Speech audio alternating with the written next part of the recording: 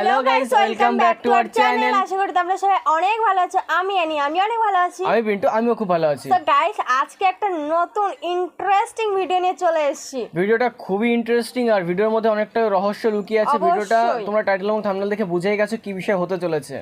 Doctor Yunus এবং মোদি সরকারের বৈঠক নিয়ে। বৈঠকটা হচ্ছে ইউনূস মোদি বৈঠকের পর কোন পথে সম্পর্ক, মানে বৈঠক হওয়ার পরে যে কিরকম সম্পর্ক, ব্যাপারটা কি হচ্ছে সেটাই আমরা আজকে জানবো। এখানে লেখা আছে নো ওয়ার্ক নো স্কুল, মানে ব্যাপারটা বুঝতে পারছো, কোনো কাজ মানে না কাজ না স্কুল। নো ওয়ার্ক মানে নো মানে হচ্ছে না, আর ওয়ার্ক মানে হচ্ছে কাজ, মানে না কাজ না স্কুল, মানে কোনটা বেশ মানে জরুরি হয়তো সেটাই বোঝাতে চাইছেন। তো চাওয়ালা মানে মোদি সরকার আর ডক্টর ইউনূস এই দুজনের মধ্যে আজকে বৈঠক, আমরা সেটাই দেখবো যে কি হতে চলেছে, অবশ্যই এর ভেতরে কি রহস্য আছে সেটাই আমরা আজকে জানবো। তো ভিডিওটা অনেকটাই লং হতে চলেছে, তোমরা পুরো ভিডিওটা দেখো, কারণ ভিডিওটা লং না দেখলে পরে বুঝতে পারবে না, এর মধ্যে অনেক রহস্য আছে। পুরো ভিডিওটা না দেখলে পরে বোঝা যাবে না যে কি দিয়ে কি হয়েছিল। তো আমরা আজকে সেটাই দেখবো। আমাদের সঙ্গে থাকার জন্য অনেক ধন্যবাদ এবং তোমাদের অসংখ্য ধন্যবাদ আমাদের 1K এর উপরে ফ্যামিলি কমপ্লিট করে দেওয়ার জন্য। অনেক পরিমাণে আমাদের ভালোবাসা দিচ্ছ। অবশ্যই গাইস, অনেক ভালোবাসা দিয়েছো আমাদের, অনেক মানে আস্তে আস্তে আমাদের কাছে মানে তোমাদের ভালোবাসাটা অতিরিক্ত প্রয়োজন, আর তোমরা সেই ভালোবাসাটা আমাদের দেখাচ্ছ, তার জন্য অনেক ধন্যবাদ। আর গাইস, যদি চ্যানেলে নতুন হয়ে থাকো কেউ, তাহলে আমাদের চ্যানেলটাকে সাবস্ক্রাইব করে প্লিজ বেল আইকনটা অল করে দিও এরকম ইন্টারেস্টিং ভিডিও পাওয়ার জন্য। প্লিজ গাইস, সাবস্ক্রাইবটা করে দিও আর ভালো করে একটা কমেন্ট করে দিও যে কি ভিডিও তোমাদের লাগবে। গাইস, তোমরা ভিডিও মানে ভালো কমেন্ট করো যে কি ভিডিও চাই, সেই ভিডিও আমরা নিয়ে আসব। অবশ্যই নিয়ে আসবো, কেন নিয়ে আসবো না, তোমাদের জন্য আজকে আমরা এতটা আসতে পেরেছি, তো তোমাদের জন্য আমরা ভিডিওগুলো নিয়ে আসবো। অবশ্যই কমেন্ট করো যে কি ভিডিও লাগবে, আমরা নিয়ে আসবো। তো গাইস, ভিডিওটা মেন লিংক আমাদের ডেসক্রিপশন বক্সে পেয়ে যাবে, সেখান থেকে তোমরা চেক আউট করে নিতে পারো। গাইস, আর বেশি দেরি না করে আজকে ভিডিওটা শুরু করা যাক। সম্পর্কের জন্য মোহাম্মদ ইউনূস নরেন্দ্র মোদীর বৈঠকের প্রভাব কি? গাজায় ইসরায়েলি হামলা ও হত্যার প্রতিবাদে বিশ্বব্যাপী নো ওয়ার্ক নো স্কুল কর্মসূচি। শুল্কে অটল ট্রাম্প কি বিশ্বকে অর্থনৈতিক মন্দার ঝুঁকিতে ফেলছেন? এইসব নিয়ে বাংলাদেশ ট্রেন্ডিং, সঙ্গে আছেন বিশ্ববিদ্যালয়ের শিক্ষক নীলরঞ্জন বিশ্বাস, তার কথা তো শুনবই। একই সাথে আপনাদের মতামত জানাতে সোশ্যাল মিডিয়ায় ব্যবহার করুন #বাংলাদেশ ট্রেন্ডিং। যুক্ত থাকুন বিবিসি বাংলার ফেসবুক, এক্স বা টুইটার এবং ইউটিউব চ্যানেলের সঙ্গে।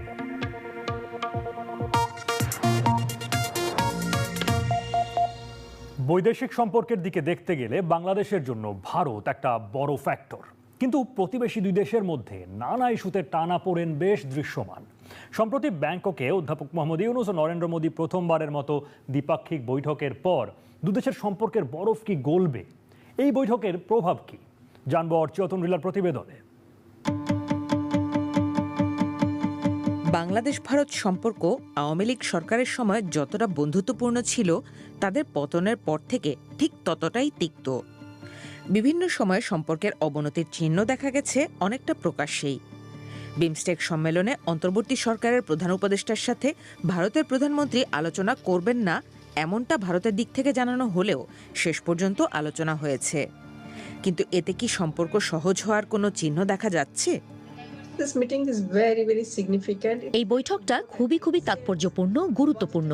এটা দুই দেশের মানুষের এবং অংশীদাররা যারা দুই দেশের সুসম্পর্ক চান তাদের একটা ইতিবাচক সংকেত দেয়। দুই দেশের জটিলতা আর ভুল বোঝাবুঝির পরিস্থিতিতে এমন বৈঠক দ্বিপাক্ষিক সম্পর্কে ভালো প্রভাব রাখে। 40 মিনিটের মিটিং, আমার ধারণা এটি অনেক কিছু সহজ করার সুযোগ তৈরি করেছে। নেতৃত্ব পর্যায়ে সরাসরি আলোচনা অন্যান্য বিষয়কেও ঠিক করতে সাহায্য করে। অগস্টের পর থেকে ভারতের সাথে বাংলাদেশের পররাষ্ট্র মন্ত্রণালয় পর্যায়ে বৈঠক হলেও শীর্ষ নেতাদের বৈঠক এই প্রথম। সম্মেলনের ফাঁকে হওয়া এই বৈঠকে কোনো চুক্তি হওয়া বা সেরকম কোনো পরিবর্তন দেখা যায়নি। তবুও সম্পর্ক এগিয়ে নিতে এর প্রভাব রয়েছে। নিজেদের মধ্যে আলাপ আলোচনা যখন হয়, একটা পারস্পরিক দায়বদ্ধতা তৈরি হয়। কিন্তু এবার কি কথা বলেছেন যদি আমি আসি, তারা আগে যে যার কথা বলেছেন তারা দুইজন ঠিক এক পূর্ণ কথায় পুনরাবৃত্তি করেছেন। তার অর্থ হচ্ছে তাদের অবস্থানগত কোনো পরিবর্তন লক্ষণীয় হয়নি। কিন্তু আমার ধারণা তারা পরস্পরের প্রত্যাশা এবং তাদের পরস্পর কি ভাবছেন সম্পর্ককে সামনে নিয়ে এগিয়ে নিয়ে যেতে, তার একটা ধারণা তারা পেয়েছেন দুই পক্ষই। বৈঠকে ভারত বাংলাদেশের বিভিন্ন বিষয়ে আলোচনা হলেও ভারতের ভিসার বিষয়ে দুই দিক থেকে কিছু শোনা যায়নি। অগাস্ট মাস থেকে জরুরি ভিসা ছাড়া বাংলাদেশিদের জন্য ভিসা বন্ধ রেখেছে ভারত। দুই দেশের মানুষের মাঝে সম্পর্কে জোর দেওয়ার কথা ভারত বললেও কার্যত এ নিয়ে কোনো পদক্ষেপ এখনো লক্ষণীয় না। তবু এই বৈঠককে ইতিবাচক হিসেবে দেখছেন অনেকে।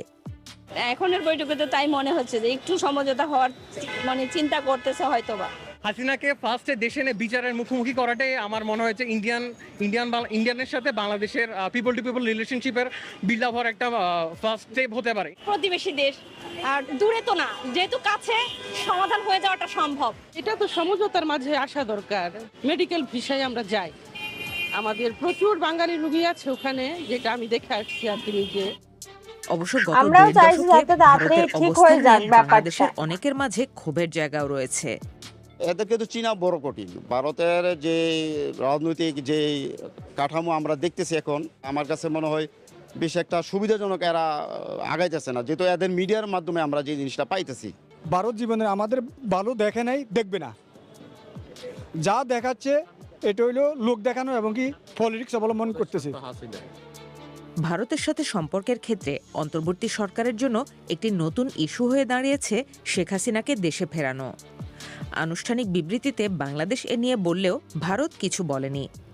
এ নিয়ে ভারতের মনোভাব নেতিবাচক ছিল না উল্লেখ করে সামাজিক মাধ্যমে একটি স্ট্যাটাস দেন প্রধান উপদেষ্টার প্রেস সচিব। যদিও তার পর্যবেক্ষণ ভিত্তিহীন বলে জানিয়েছে ভারতের পররাষ্ট্র দপ্তরের একটি সূত্র। একটা জিনিস আমাদের সকলেরই মনে রাখা দরকার, ভারত বাংলাদেশ সম্পর্কটা সংবেদনশীল একটা জায়গায় আছে। কাজেই এখানে অত্যন্ত সাবধান, পারস্পরিক বিশ্বাসের জায়গাটা বজায় রেখেই আমাদেরকে সামনে এগিয়ে যেতে হবে। এখানে যত কম কথা বলা যায়, অপ্রয়োজনীয় কথা বলা যায়, ততই আমি মনে করি উপাদেয়। এবং এটা কূটনীতি, যারা কূটনীতির সাথে পেশাগতভাবে কাজের সাথে সম্পৃক্ত, যারা এই প্রক্রিয়ার সাথে সম্পৃক্ত, তাদের হাতে এই বিষয়টা ছেড়ে দিলেও মনে হয় উত্তম হবে আমার কিছু। তবে শেখ হাসিনাকে প্রত্যর্পণের প্রশ্নে এই বৈঠকের পরও ভারত ইতিবাচক হবে কিনা তা নিয়ে প্রশ্ন রয়েছে। এই বিষয়টি ভারতের জন্য একটি অস্বস্তি বা জটিলতার জায়গা হয়ে দাঁড়িয়েছে। The thing which I see not happening between India and Bangladesh is the visa. ভারতের সাধারণ ভিসা বন্ধ হওয়া ছাড়া দ্বিপাক্ষিক সম্পর্কে খুব পরিবর্তন হয়নি, বাণিজ্য অব্যাহত আছে। আর হাসিনার প্রত্যর্পণের প্রশ্ন আসলে এটা এমন বিষয় যেটা খুব একটা ফলপ্রসূ না। সম্ভবত ভারত তাকে প্রত্যর্পণ করবে না। ভারত বাংলাদেশ উভয়েরই এমন বিষয়ে যেগুলো ফলপ্রসূ হবে না সেদিকে জোর না দিয়ে যেগুলো এগিয়ে নেওয়া সম্ভব সেদিকে দেখা ভালো, যেমন ভিসা স্বাভাবিকীকরণ। Normalizing the visa. শীর্ষ নেতাদের বৈঠক থেকে নীতিগত বা অবস্থানগত তেমন প্রভাব দেখা না গেলেও একে অন্তত সম্পর্ক কিছুটা সহজ হওয়ার সূত্রপাত হিসেবে দেখা হচ্ছে। প্রতিবেশী দেশের সাথে সম্পর্ক সহজ হওয়ার বিষয়ে বাংলাদেশের সাধারণ মানুষের বিবেচনা থাকলেও তাদের ভাষায় আগেকার মতো নতজানু নীতি চান না বলেও জানান অনেকে। এখন দুই দেশের সংবেদনশীল সম্পর্ক সহজ করতে জটিল হিসেব নিকেশের সমাধান কতটা সম্ভব হবে সেটা এখনই বলা যাচ্ছে না। অর্চিয়তন্দ্রিলা, বিবিসি বাংলা। সঙ্গে আছেন আন্তর্জাতিক সম্পর্কের শিক্ষক নিলয় রঞ্জন বিশ্বাস। ডক্টর নিলয় রঞ্জন বিশ্বাস, বৈঠকটি নরেন্দ্র মোদী মোহাম্মদ ইউনূসের মধ্যকার এই বৈঠক বাংলাদেশ ভারত সম্পর্কের ব্যাপারে কি ধারণা দিচ্ছে, এবং এই বৈঠকের পর দুই দেশের সম্পর্কে নানান অনিশ্চয়তা ছিল এই বৈঠক নিয়ে, সেসব পার করে বৈঠকটি অনুষ্ঠিত হলো, কি ধরনের কোনো বাড়তি মাত্রা যোগ করেছে দুই দেশের সম্পর্কের মধ্যে? অবশ্যই একটি গুরুত্বপূর্ণ মাত্রা যোগ করেছে, এবং যে বার্তা দিচ্ছে বা যেটা আপনি যেটা বলছিলেন যে সেটা গুরুত্বপূর্ণ, সেটা হচ্ছে যে এই কনভারসেশনটা হওয়া প্রয়োজন এবং head of the state, head of the government লেভেলে। এবং বাংলাদেশ এবং ভারত যেহেতু আমরা প্রতিবেশী রাষ্ট্র, এবং প্রতিবেশী রাষ্ট্রের যে ভূ রাজনৈতিক বাস্তবতা এটা অপরিবর্তনীয়, সেই জায়গাটাতে মানে কনভারসেশন না হওয়াটাই বরঞ্চ মানে বেশ কিছুদিন ধরে না হওয়া, কারণ আমরা জানি যে সেপ্টেম্বরে আরেকটা অ্যাটেম্প্ট হয়েছিল ইউনাইটেড নেশনস জেনারেল অ্যাসেম্বলি মিটিংয়ে। সুতরাং যত তাড়াতাড়ি এই কনভারসেশনটা হতে পারতো তত তাড়াতাড়ি আর কি মানে আমাদের দু দেশের জন্যই আমি মনে করি যে এক ধরনের শুভ বার্তা এটা বয়ে আনে। এবং অনেকে বলছেন যে আইস মেল্টিং, আইস ব্রেকিং বা যেভাবে আমরা এটাকে ব্যাখ্যা করার চেষ্টা করি না কেন, কনভারসেশন, কারণ একটা জিনিস হচ্ছে যে আন্তর্জাতিক সম্পর্কে আমরা চিন্তা করি যেগুলো খুব মানে ঐতিহাসিকভাবে এবং ভূরাজনৈতিকভাবে যারা নেইবারিং স্টেট রয়েছে, এখানে সম্পর্কের এক ধরনের কন্টিনিউইটি থাকে। কিছু কিছু সময়ে একটা বড় ধরনের পরিবর্তনের কারণে সেখানে ডিসকন্টিনিউইটি হতে পারে, কিন্তু বিষয়টা হচ্ছে যে কত তাড়াতাড়ি সেই ডিসকন্টিনিউইটি থেকে আমরা আবার এক ধরনের কন্টিনিউয়াস রিলেশনস আসি। কিন্তু এই জায়গায় বাংলাদেশের ক্ষমতাচ্যুত প্রধানমন্ত্রী যখন ভারতে আশ্রয় নিয়ে আছেন এবং তার সরকারের দীর্ঘমেয়াদে ক্ষমতায় থাকার জন্য বাংলাদেশ অনেকেই ভারতকে দায়ী করে থাকেন, তাদের সমর্থনকে অভিযুক্ত করে থাকেন। এর মধ্যে সীমান্ত হত্যার মতো বিষয় আছে, অভিন্ন নদীর পানি বন্টনের মতো বিষয় আছে। অন্যদিকে ভারতের দিক থেকে সংখ্যালঘু নির্যাতনের অভিযোগ বারংবার তোলা হয়, সরকার ভূমিকার কথা বলে সরকার, আবার বাংলাদেশের সরকার আবার সেই জায়গা থেকে এগুলোর বাস্তবতা নিয়ে বাস্তব চিত্রের সঙ্গে মেলে না বলে এক ধরনের বার্তাও দেয়। আবার সেভেন সিস্টার্স ইস্যু রয়েছে, চীনের সঙ্গে বাংলাদেশের সম্পর্কের প্রশ্ন। এই বিষয়গুলো মনে নিলে বাংলাদেশ এবং ভারত দুই দেশের মধ্যকার এই টানাপোড়েন এবং অস্বস্তি পুষে রেখে সম্পর্ক এগিয়ে নেওয়া কি সম্ভব? অস্বস্তি পুষে নিয়ে সম্পর্ক খুব ভালোভাবে এগিয়ে নিয়ে যাওয়া সম্ভব না। সম্পর্ক তো একরকম থাকবেই, সেই সম্পর্কর ভিন্ন মাত্রা রয়েছে। যেমন আপনি যদি মানে বাংলাদেশের স্বাধীনতার পর থেকে এই সম্পর্কের বিভিন্ন চড়াই উতরাই পরিমাপ করেন, তাহলে দেখবেন যে সবসময় সম্পর্কের কন্টিনিউইটি একরকম ছিল না। বাট উই হ্যাভ ওভারকাম বিভিন্ন সময়টাতে বিভিন্ন টার্মস অ্যান্ড কন্ডিশনসে এবং ডিফারেন্ট ইস্যুজেও, সেটা বর্ডার ইস্যুজে হোক, সেটা অভিন্ন নদীর পানি বন্টন হোক, এবং সব ইস্যুজে সমানভাবে দুই দেশ যেভাবে চাইছে সেভাবে যে সম্পর্কটা ওইভাবে এগিয়েছে তাও না। সো মানে এক ধরনের আমি যেটা বলছি যে তৃপ্তি ছিল, অতৃপ্তি প্রচুর পরিমাণে ছিল। সো মানে এদিক থেকে মনে হচ্ছে যে না, ঠিক আছে, আমাদের প্রচুর অতৃপ্তি রয়েছে। সত্যিকার অর্থে আমাদের জাতীয় স্বার্থের বিভিন্ন বিষয়, অভিন্ন নদীর পানি বন্টন বলি, বর্ডারের কিলিংস বলি আর কি, নিরাপত্তা বাহিনীর বিষয় আবার কিন্তু এই বৈঠকে উঠেছে, এই বিষয়গুলো আলোচিত হয়েছে। এক্স্যাক্টলি। সো মানে এই বৈঠকটা ছিল এক ধরনের, যেহেতু আমরা বলছি সাইডলাইন মিটিং, বিমস্টেক গুরুত্ব, মানে বিমস্টেকের যে মূল যে আইডিয়া সেই জায়গাটার মধ্যে, তো সেখানে আসলে কনভারসেশন শুরুর জন্য এই মিটিংটা গুরুত্বপূর্ণ ছিল। আমরা সবাই এক্সপেক্ট করি নাই, কেউই হয়তো এক্সপেক্ট করি নাই যে এখান থেকে অনেক বড় একটা মানে কি বলা হয় যে একটা চুক্তি হয়ে যাবে বাকি, আমরা যেহেতু জানি যে এটার প্রকৃতি কেমন। কিন্তু এই কনভারসেশনটা জরুরি ছিল যে এর পরবর্তী কনভারসেশনগুলো কি হবে, সেটা কি ইস্যু বেসড হবে, কোন ইস্যুটা তাহলে প্রায়োরিটি পাচ্ছে সেইগুলো। আমি জানি যে বাংলাদেশের জাতীয় স্বার্থের কথা চিন্তা করে বর্তমানে যারা নীতি নির্ধারকরা রয়েছেন তারা একরকম করে সেই এজেন্ডা তৈরি করছেন, ভারতও সেভাবে হচ্ছে। কিন্তু দুই দেশের নিশ্চয়ই একটা কনভার্জেন্স পয়েন্ট রয়েছে, যে কনভার্জেন্স পয়েন্টগুলোর মধ্যে নিঃসন্দেহে বর্ডার ইস্যু পড়ছে, গঙ্গা চুক্তির পুনর্নবায়ন পড়ছে, বা অন্যান্য যে নদীগুলোর অভিন্ন নদীগুলো জায়গা রয়েছে সেগুলোও পড়ছে। সো যেটা আমি একজন এক্সপার্টের বক্তব্য শুনছিলাম, যেটা বলছিলেন যে কোন ইস্যুগুলোকে আমাদের এখন প্রায়োরিটি দেওয়া উচিত এবং যে ইস্যু থেকে এক ধরনের পজিটিভ ফলাফল আসবে, visa is obviously one of them, যে এটা আসলে আমাদের। কিন্তু দুই সরকারের তরফে যেভাবে গণমাধ্যমে এই বৈঠকটিকে বর্ণনা করা হয়েছে, তাতে মনে হয় কিনা যে দুই সরকারই আসলে ওই অস্বস্তিকর বিষয়গুলোকেই মূলত তাদের অগ্রাধিকারে রাখতে চাইছে? এটা আমি এই বিষয়ে এখনই মন্তব্য করা মুশকিল, কারণ আমি গণমাধ্যমেও কাজ করছি না, আমি সরকারের মধ্যেও নাই। কিন্তু একজন একাডেমিক হিসেবে বা অ্যানালিস্ট হিসেবে আমার কাছে সবসময় মনে হয় যে গভর্নমেন্ট তার যে এজেন্ডা সবসময় আনে বা মিডিয়াতে যেভাবে আমরা দেখি, কিন্তু ভেতরের আলোচনা একসাথে বা ওই একই টোনে নাও হতে পারে। কিছু বিষয় অবশ্যই থাকে হচ্ছে পাবলিক অ্যাটেনশন অ্যাট্রাক্ট করার বিষয় থাকে সেই জায়গাগুলোতে। সো আমার মনে হয় যে দুই দেশের সরকারই আরও যৌক্তিকভাবে দুই দেশের জাতীয় স্বার্থের এক ধরনের সমন্বয় ঘটিয়ে সেই ইস্যুগুলো নিয়ে আগাবে, যে ইস্যুগুলোতে একটা ফলাফল আমাদের দুই দেশের স্বার্থের জন্য গুরুত্বপূর্ণ হবে। আচ্ছা, গাজায় ইসরায়েলের হামলা ও বিপুল সংখ্যক ফিলিস্তিনিকে হত্যার প্রতিবাদে বাংলাদেশের বিভিন্ন শিক্ষা প্রতিষ্ঠানে the world stops for Gaza no work no school কর্মসূচি পালিত হয়েছে। গত 2 সপ্তাহে গাজায় ইসরায়েলি হামলায় 1100-র বেশি ফিলিস্তিনি নিহত হয়েছেন, যার মধ্যে 300 জনই শিশু বলে জানিয়েছে জাতিসংঘ। নো ওয়ার্ক নো স্কুল কর্মসূচি সফল করতে ঢাকা বিশ্ববিদ্যালয়, জাহাঙ্গীরনগর বিশ্ববিদ্যালয়, জগন্নাথ বিশ্ববিদ্যালয়, ইসলামী বিশ্ববিদ্যালয়, বেসরকারি ব্র্যাক বিশ্ববিদ্যালয় সহ বিভিন্ন শিক্ষা প্রতিষ্ঠান রোববার আনুষ্ঠানিকভাবে জানিয়েছিল সোমবার তাদের কোনো ক্লাস পরীক্ষা হচ্ছে না। ফিলিস্তিনিদের প্রতি সংহতি জানিয়ে ঢাকার মার্কিন দূতাবাসের সামনে বিক্ষোভ সমাবেশ হয়েছে। কক্সবাজার শহরে একটি বিক্ষোভ মিছিল থেকে মার্কিন fast food chain KFC, Pizza Hut সহ কয়েকটি দোকানের সাইনবোর্ড লক্ষ্য করে ইটপাটকেল ছোড়ার ঘটনা ঘটেছে। সিলেটে KFC এবং জুতার ব্র্যান্ড বাটার একটা শোরুমে হামলা চালিয়ে ভাঙচুরের ঘটনা ঘটেছে। এছাড়া হত্যা ও মানবাধিকার লঙ্ঘনের নিন্দা জানিয়ে অবিলম্বে গাজায় হামলা বন্ধের আহ্বান জানিয়েছে বাংলাদেশ সরকার। পররাষ্ট্র মন্ত্রণালয়ের বিবৃতিতে যুদ্ধবিরতি বাস্তবায়ন ও বেসামরিক নাগরিকদের জীবন রক্ষায় প্রয়োজনীয় পদক্ষেপ গ্রহণে জাতিসংঘ সহ আন্তর্জাতিক সম্প্রদায়ের প্রতি আবেদনও জানানো হয়েছে। এদিকে গাজায় ইসরায়েলি হামলার প্রতিবাদে ঢাকা সহ বিভিন্ন স্থানে যে বিক্ষোভ হচ্ছে সেটি বিবেচনায় নিয়ে বাংলাদেশ অবস্থানরত যুক্তরাষ্ট্রের নাগরিকদের সতর্ক থাকার পরামর্শ দিয়েছে ঢাকার মার্কিন দূতাবাস। এসব নিয়ে কথা বলতে চাই, সঙ্গে রয়েছেন আন্তর্জাতিক সম্পর্কের শিক্ষক নিলয় রঞ্জন বিশ্বাস। গাজা ইস্যুতে বৈশ্বিক জনমত হামলা এবং হত্যা বন্ধের পক্ষে, কিন্তু রাষ্ট্রীয় শক্তিগুলো কি করছে? বিশেষ করে ফিলিস্তিনের আরব প্রতিবেশীরা, অন্য যারা বৈশ্বিক বড় পরাশক্তিগুলো রয়েছে, তারা কি করছে? আসলে মানে খুবই দুঃখজনক। মানে এই জায়গাটায় এসে মনে হয় যে এত বছর ধরে আন্তর্জাতিক সম্পর্ক পড়ছি বা আমরা জাতিসংঘ পড়ছি, কনফ্লিক্ট রেজলিউশন পড়ছি, পিস, কিন্তু সত্যিকার অর্থে যে পুরো আন্তর্জাতিক ব্যবস্থা এই জায়গায় শান্তি আনতে বা একটা স্থায়ী ডিউরেবল সলিউশন আনতে কেন ব্যর্থ হচ্ছে? মানে আপনি যদি দেখেন বিষয়টা, তাহলে এক ধরনের মনে হবে যে এই যে লিবারাল ইন্টারন্যাশনাল সিস্টেম তার যে ফেইলিয়ার, এবং সেখানে আমরা আবার দেখছি যে সবসময় যেটা ছিল হচ্ছে যে এক ধরনের পাওয়ার বেসড ইন্টারন্যাশনাল সিস্টেম, অর্থাৎ যাদের ক্ষমতা রয়েছে তারাই সবসময় জয়ী হচ্ছে একটা জায়গাতে এসে। সো মানে আমরা ক্লিয়ার কেস দেখছি যে জেনোসাইডাল ওয়ার এবং যে ভায়োলেন্স হচ্ছে, মানে আপনি যদি শিশু মৃত্যু হয়েছে তার সংখ্যা দেখেন এখানটাতে 2 সপ্তাহে এবং এবং এবং এবং 2023 অক্টোবর থেকে এখন পর্যন্ত দেখেছি, যদি আমরা যদি দেখি যে এই সময়টাতে যে পরিমাণ জার্নালিস্ট মারা গিয়েছে সাধারণ মানুষের সাথে সাথে, সেটা প্রথম এবং দ্বিতীয় বিশ্বযুদ্ধে একসাথে হয়নি এই সংখ্যাটা।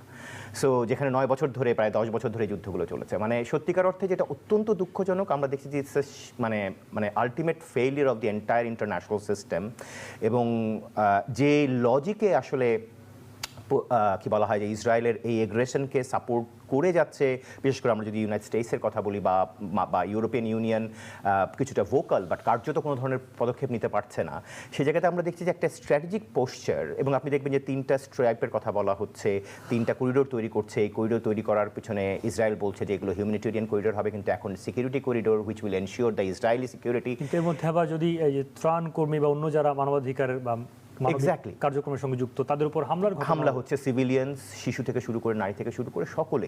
মানে আপনি যদি এখানে জেনেভা এবং হেগ কনভেনশন দেখেন, ইন্টারন্যাশনাল হিউম্যানিটেরিয়ান ল, যদিও এখানে বলা হচ্ছে যে Hamas is a non state actor, তার বিরুদ্ধে এই যুদ্ধ, not against the Palestinian citizen, কিন্তু মানে majority huge amount of the casualties are against the civilians, which is outrageous. মানে সত্যিকার অর্থে আইসিজিতে একটা পদক্ষেপ গ্রহণ করা হয়েছে, কোর্ট অফ জাস্টিস এগেইনস্ট মানে ইসরায়েলি জেনোসাইড, কিন্তু এর যে বাস্তবায়ন, ইমপ্লিমেন্টেশন বা কীভাবে স্টপ করা যাচ্ছে, মানে এই সময় একটা ইমিডিয়েট প্রয়োজন ছিল হচ্ছে যে ফোর্সফুল সিজফায়ার, বাধ্য করা ইসরায়েলকে এখানে এই হামলা থেকে। সেটা এক দফায় প্রথম পর্যায়ে সফল করা গেল সিজফায়ার বা যুদ্ধবিরতি, শেষ পর্যন্ত আর সেই জায়গায় রাখা যায়নি, দুই পক্ষের কাউকেই রাখা যায়নি। স্থায়ীভাবে হামলা বন্ধ বা অন্তত এই যুদ্ধবিরতিতে পৌঁছানোর কোনো পথ কি এখন খোলা আছে, এবং কিভাবে সেটা সম্ভব যদি থাকে? মানে একমাত্র উপায় হচ্ছে যদি আমরা ইউএন সিস্টেমকে ব্যবহার করার চেষ্টা করি, তাহলে হচ্ছে গিয়ে এখানে আমরা দেখব যে ডেফিনেটলি সিকিউরিটি কাউন্সিল এই রেজলিউশনটা আনতে হবে। একটা মানে যেই রেজলিউশনটা এর আগের বার আনতেও কিন্তু বহু কাঠখড় পোড়াতে হয়েছে, ততদিনেও কিন্তু ক্যাজুয়ালিটিস অনেক ছিল। আরেকটা হচ্ছে যে যেটা আমরা যুগোস্লাভিয়াতে মানে সোভিয়েতের ভাঙনের পরে যুগোস্লাভিয়াতে দেখেছিলাম, মিলোসেভিচের এগেনস্টে নেটোর এক ধরনের ইউএনকে পাশ কাটিয়ে হিউম্যানিটেরিয়ান ইন্টারভেনশন করা। কিন্তু ইসরায়েলের পরিস্থিতিতে, মানে মধ্যপ্রাচ্যের যে ভৌগোলিক বাস্তবতা, সেখানে তো আমরা আসলে এটা চিন্তা করতে পারছি না যে কে এখানে এসে কোট আনকোট R2P বা হিউম্যানিটেরিয়ান ইন্টারভেনশন করবে এবং মানে জোরপূর্বক এই সিজফায়ারটা বা এখানে এই যুদ্ধটা থামাবে। সো খুবই দুঃখজনক, খুবই মানে মানবেতর এই সিচুয়েশন। এবং সেখানে I am so proud of my students, Dhaka বিশ্ববিদ্যালয় এবং অন্যান্য বিশ্ববিদ্যালয়ের ছাত্ররা আজকে যে আন্দোলনটা করেছে, কিন্তু আসলে এই ভয়েসটা কি করে পৌঁছানো যায় বা কীভাবে কার্যকর করা যায়, সেটার কোনো সঠিক উত্তর বোধ করি মানে এখন জাতিসংঘের মহাসচিবের আছে কিনা আমার ধারণা নেই। যুক্তরাষ্ট্রের আমদানি পণ্যের উপর বাড়তি শুল্ক আরোপের ঘোষণার পর বিশ্বজুড়ে অর্থনৈতিক মন্দার আশঙ্কা করছেন অর্থনীতিবিদরা। এই বাড়তি শুল্কের প্রতিবাদে অনেক দেশ মার্কিন পণ্যের উপরও পাল্টা শুল্ক আরোপ শুরু করেছে। যদিও বাংলাদেশ, ভিয়েতনামের মতো ছোট অর্থনীতির দেশগুলো পাল্টা শুল্ক আরোপের পরিবর্তে দর কষাকষির মাধ্যমে বা অনুরোধের মাধ্যমে শুল্ক কমানোর চেষ্টা করছে এখন। শাহনওয়াজ রকির প্রতিবেদন। যুক্তরাষ্ট্রে আমদানি পণ্যের উপর বাড়তি শুল্ক আরোপের ঘোষণার পর বিশ্বজুড়ে শেয়ার বাজারে ব্যাপক দরপতন হয়েছে। শুল্ক আরোপের ফলে বিশ্বজুড়ে তৈরি হওয়া অর্থনৈতিক টালমাটাল পরিস্থিতি নিয়ে কথা বলেছেন মার্কিন প্রেসিডেন্ট ডোনাল্ড ট্রাম্প। আমি চাই না কোনো কিছু একেবারে তলিয়ে যাক, কিন্তু কিছু সমস্যার সমাধানের জন্য ওষুধও তো দরকার। যেমন আমি বাণিজ্য ঘাটতি সমস্যার সমাধান করতে চাই, চীন, ইউরোপিয়ান ইউনিয়ন সহ আরও অন্যান্য দেশের সাথে বেশ বাণিজ্য ঘাটতি আছে। তাদের অবশ্যই এটা করতে হবে, এছাড়া অন্য আলাপের সুযোগ নেই। ইতিমধ্যে 50টির বেশি দেশ শুল্ক হার কমানোর ব্যাপারে আমেরিকার সাথে মরিয়া হয়ে দেন দরবার করছে বলে জানান ট্রাম্প। তার মধ্যে এশিয়ার দেশগুলো সবচেয়ে বেশি তৎপর বলে জানিয়েছেন তিনি। বাংলাদেশের অন্তর্বর্তী সরকারের প্রধান উপদেষ্টা অধ্যাপক মোহাম্মদ ইউনূসও শুল্ক আরোপের বিষয়ে ডোনাল্ড ট্রাম্পকে চিঠি দিয়েছেন। চীন, ইউরোপ সহ বিভিন্ন দেশ মরিয়া হয়ে চুক্তি করতে চাচ্ছে, কিন্তু আমি বলেছি তোমাদের দেশের সাথে আমরা বাণিজ্য ঘাটতি রাখতে চাই না। হয় আমরা তোমাদের কাছে বেশি রপ্তানি করব অথবা সমান সমান হবে, কিন্তু ঘাটতি বরদাস্ত করা হবে না, কারণ এটি আমাদের জন্য লোকসান। এই ক্ষেত্রে চীনের সাথে চুক্তি করাটা কঠিন, কারণ তাদের সাথে আমাদের বাণিজ্য ঘাটতির পরিমাণ অস্বাভাবিক বেশি। এদিকে শেয়ার বাজারে টানা দরপতনের কারণে বিশ্ব আরও একটি অর্থনৈতিক মন্দার মুখোমুখি হওয়ার ঝুঁকিতে রয়েছে বলে আশঙ্কা অর্থনীতিবিদদের। 2020 সালের পর এটি বিশ্বজুড়ে শেয়ার বাজারের সবচেয়ে বেশি দরপতন। এখানে কোনো মন্দা হবে না। কে জানে আগামী কয়েক সপ্তাহের মধ্যে কিভাবে শেয়ার মার্কেট ওঠানামা করবে। আমরা আসলে সমৃদ্ধ অর্থনীতির জন্য একটি দীর্ঘমেয়াদী ভিত তৈরির কাজ করছি, যেটা আগের সরকার করতে ব্যর্থ হয়েছে। তবে ট্রাম্প প্রশাসন শুল্ক আরোপ নিয়ে আত্মবিশ্বাসী হলেও এশিয়ার শেয়ার মার্কেটে যে দরপতন তাকে রক্তবন্যা বলে অভিহিত করেছেন অর্থনীতিবিদরা। আমেরিকার বিরুদ্ধেও বিভিন্ন দেশ পাল্টা শুল্ক আরোপ করলে এটি বাণিজ্য যুদ্ধে রূপ নিতে পারে বলে আশঙ্কা তাদের। আমেরিকা নিঃসন্দেহে বড় একটি বাজার, কিন্তু বিশ্বের মাত্র 14-15% আমদানি তাদের উপর নির্ভর করে। সুতরাং এখানে আরও অনেক বাজার আছে যেগুলো হয়তো আস্তে আস্তে বাড়বে এবং মিত্র দেশগুলো আমেরিকার প্রভাব বলয় থেকে বের হয়ে আসবে। এছাড়া বিশ্বে আমেরিকা প্রযুক্তি সেবায় সবচেয়ে বড় রপ্তানিকারক। এখন অন্যান্য দেশগুলোও যদি প্রযুক্তি খাতের উপর বাড়তি শুল্ক আরোপ শুরু করে, সেটা নিশ্চয়ই সুখকর হবে না। পাশাপাশি প্রতিযোগী দেশগুলো এতে লাভবান হতে থাকবে। যুক্তরাষ্ট্রের আরোপ করা বাড়তি শুল্কের প্রতিবাদে অনেক দেশ মার্কিন পণ্যের উপরও পাল্টা শুল্ক আরোপ শুরু করেছে। তবে বাংলাদেশ, ভিয়েতনাম, তাইওয়ান সহ ছোট অর্থনীতির দেশগুলো পাল্টা শুল্ক আরোপের পরিবর্তে দর কষাকষির মাধ্যমে শুল্ক কমানোর চেষ্টা করছে। প্রতিবেদন দেখছিলাম, সঙ্গে আছেন নিলয় রঞ্জন বিশ্বাস। পাল্টা শুল্ক আরোপ 3 মাসের জন্য স্থগিতের অনুরোধ জানিয়ে ডোনাল্ড ট্রাম্পকে চিঠি লিখেছেন বাংলাদেশের প্রধান উপদেষ্টা মোহাম্মদ ইউনূস। বাংলাদেশ কিভাবে ট্রাম্পের ট্যারিফ থেকে রেহাই পেতে পারে? আপাত দৃষ্টিতে মনে হচ্ছে পারে কিনা, মানে এই সময়টাতে আসলে বা আগামী 3 মাসের মধ্যে বা মানে একদম স্বল্প সময়ের মধ্যে এখান থেকে রেহাই পাওয়াটা, কারণ যেহেতু আমেরিকান অ্যাডমিনিস্ট্রেশন বলেছে তারা এটা ইমিডিয়েট এফেক্ট হবে আর কি, একদম 10 তারিখ থেকে সম্ভবত বা 9 তারিখ দিবাগত রাত থেকে এটা শুরু হয়ে যাচ্ছে আর কি।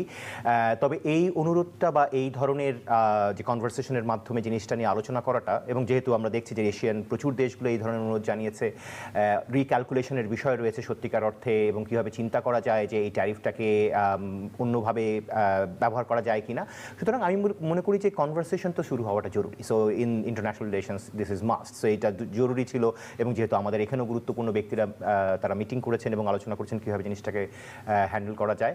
সো একেবারে খুবই মানে নিকট ভবিষ্যতের মধ্যেই যে আমরা দেখব যে আবার সেই অ্যাভারেজ যেটা সকলে মনে করতো 15% ট্যারিফের মধ্যে সীমাবদ্ধ থাকবে, এটা হয়তো বা থাকবে না, কারণ ইউএস অ্যাডমিনিস্ট্রেশনের এই ইম্পোজিশনটা আমরা দেখছি হচ্ছে গিয়ে যে অনেকগুলো দেশের উপরে রয়েছে এবং তাদের এক ধরনের ক্যালকুলেশন রয়েছে, যেটার সাথে আবার অনেক অর্থনীতিবিদ একরকম করে মনেও করছেন না যে এইভাবে ক্যালকুলেট করাটাই বোধহয় আমেরিকার অর্থনীতি। বাংলাদেশের বেলায় যেমন যুক্তরাষ্ট্রের পণ্যের উপর 74% শুল্ক আরোপের ব্যাপারটি অনেক অর্থনীতিবিদ মেলাতে পারছেন না, বা বলছেন যে এর ভিত্তি আসলে নেই। এখন ট্রাম্পের এই সিদ্ধান্ত যদি বহাল থাকে তাহলে তো বড়, যদি নাও থাকে, এই যে যদি তিনি পুরোপুরি সিদ্ধান্ত বাস্তব নাও করতে পারেন, যে অভিঘাত তৈরি হলো এটা বিশ্ব অর্থনীতি এবং রাজনীতিকে কোন পরিস্থিতির দিকে নিয়ে যেতে পারে? একটা আমরা ডোনাল্ড ট্রাম্পের প্রথম সময় দেখেছিলাম যেটা চায়নার বিরুদ্ধে ছিল, তো তখন একটা শব্দ প্রচণ্ড পরিমাণে তৈরি হয়েছিল, সেটা হচ্ছে যে ট্রেড ওয়ার। মানে যদিও আমরা যারা আন্তর্জাতিক সম্পর্ক পড়ি তারা আমরা জানি যে war is very specific to যেটাকে আমরা বলছি আর্মড ওয়ারের ক্ষেত্রে। সো এইটা কি একটা গ্লোবাল ট্রেড কম্পিটিটিভ বা ওয়ারের কনটেক্সটে যাবে কিনা সেটা একটা বিষয়। এবং আপনি যদি বিভিন্ন ধরনের ইকোনমিস্টদের বক্তব্য দেখেন, তারাও বিষয়টা নিয়ে বিভিন্ন ধরনের বক্তব্য দিচ্ছেন, যে একটা হচ্ছে যে এটা আমেরিকার অর্থনীতিকে আরও সমৃদ্ধ করবে, কিন্তু একটা বড় অংশের এবং বেশিরভাগই যারা হচ্ছে যে লিবারাল ইকোনমিস্ট, মানে ওই স্কুল থেকে অ্যাডাম স্মিথ ফলোয়ার, তারা মনে করছেন যে না, এটা আমেরিকার ক্ষেত্রে গুরুত্বপূর্ণ হবে না, ইনফ্লেশন বাড়বে, আমেরিকার আরও এই যে শেয়ার বাজারের দরপতন যদিও এটা আপাত, তো এই ধরনের সমস্যা তৈরি হবে, একসময় আমেরিকাকে এখান থেকে ফেরত আসতে হবে, বা এই নেগোসিয়েশনের মাধ্যমে আরও একটি কি বলা হয় যে এতখানি এক্সট্রিম পজিশন থেকে না যে আরেকটা জায়গায় যেতে পারে। কিন্তু যেটা গুরুত্বপূর্ণ এখানের জন্য, সেটা ইউনাইটেড স্টেটস যেটা চেষ্টা করবে ডোনাল্ড ট্রাম্পের এই সময়, সেটা হচ্ছে যে এই ট্রেড গ্যাপটাকে কতখানি কমিয়ে আনা যায়। কারণ খুব স্বাভাবিকভাবেই with the rising China as one of the greatest economy in the world, সেখানে ইউএসের ম্যানুফ্যাকচারিং ইকোনমির এক ধরনের সমস্যা ডেফিনেটলি তৈরি হয়েছে। আমরা জানি ইভেন জাপান থেকেও অনেক কিছু সরে গিয়েছে এবং China is controlling A lot. So ওই জায়গা থেকে কিছুটা আমেরিকার দিকে নিয়ে আসা যায় কিনা, সেই জায়গাটাই এই অ্যাডমিনিস্ট্রেশন চেষ্টা করবে। আমাদের ক্ষেত্রে গুরুত্বপূর্ণ বিষয়টা হচ্ছে যে আমরা যেহেতু কিছুটা লো এবং মিডিয়াম ভ্যালু প্রোডাক্ট আসলে আমেরিকায় আমরা রপ্তানি করি, সুতরাং আমাদের এখানে একটা পোশাকের দাম কতখানিও বাড়তে পারে, এটা নিয়েও ইকোনমিস্টদের ভিন্ন ধারণা রয়েছে। চেষ্টা করতে হবে ডেফিনেটলি যে 37% অন টপ অফ 15% বা অনলি 37% স্টিল হায়ার, কতখানি কমিয়ে আনা যেতে পারে এখানে। তো অনেকে যেটা বলছেন যে আমরা যদি বলি যে না, কটন আমরা আমদানি করছি, আমরা টেরিফ বসাবো না, তাহলে হয়তো বা এক ধরনের নেগোসিয়েশন হবে। So it will be a lot for negotiation bilaterally between us and also আমাদেরও যেটা চেষ্টা করতে হবে যে সেটা হচ্ছে যে কেউ কেউ আবার এভাবে দেখছে যে এর মধ্যে অন্য প্রতিযোগীরা যেহেতু আরো বেশি কেউ চাপে পড়ে আছে, ভিয়েতনামের উপর সেটা প্রায় 46%, ফলে সেই দিক থেকে বাংলাদেশ লাভবান হতে পারে এমন সম্ভাবনাও কেউ কেউ দেখতে চাইছে। এই জায়গাটা তো রয়েছে আরএমজির ক্ষেত্রে যদি আপনি মনে করেন। আরেকটা বিষয় হচ্ছে ব্রডলি ইকোনমির ক্ষেত্রে অনেকে যেটা বলার চেষ্টা করেন সেটা হচ্ছে যে এরকম একটা ঘাতের কারণে আপনার কিন্তু ক্যাপাবিলিটি আরও বাড়ে। সো আমরা কোভিড সার্ভাইভ করেছি, রাশিয়া ইউক্রেন ওয়ার সার্ভাইভ করেছি, সো অতখানিও চিন্তার বিষয় নেই যে ইকোনমি এর থেকে আর কত খারাপ অবস্থায় যাবে যদি আমরা আমাদের সেকেন্ড লার্জেস্ট বা অনেকে ফার্স্ট লার্জেস্ট আরও বিকল্প থাকতে পারে বলে আপনি ইঙ্গিত করছেন। করার জন্য এটা একটা গুরুত্বপূর্ণ সময় বলে মনে করছে আর কি। অনেক ধন্যবাদ অধ্যাপক নীলরঞ্জন বিশ্বাস সময় দেওয়ার জন্য বাংলাদেশ ট্রেন্ডিংয়ে। দর্শক, এই ছিল বাংলাদেশ ট্রেন্ডিংয়ে। ট্রেন্ডে থাকতে যুক্ত থাকুন বিবিসি বাংলার ফেসবুক, এক্স বা টুইটার এবং ইউটিউব চ্যানেলের সঙ্গে। সৌমিত্র শুভ্র লগ আউট করছে বাংলাদেশ ট্রেন্ডিং।